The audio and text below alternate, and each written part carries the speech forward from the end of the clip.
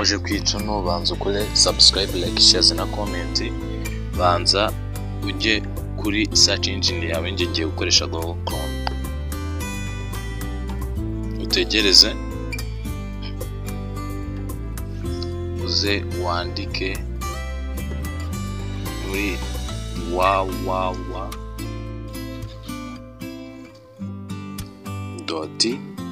www.tikifarmers.com. utegereze ushyiremo username yawe,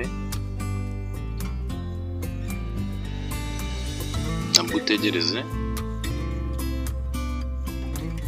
ukande ku mubare w'aba followers ushaka, ubu bari kujyaho. Murakoze. Dore njya kuri TikTok wandikemo Uwabose 5, uze ukore flow na liking video uri rusange.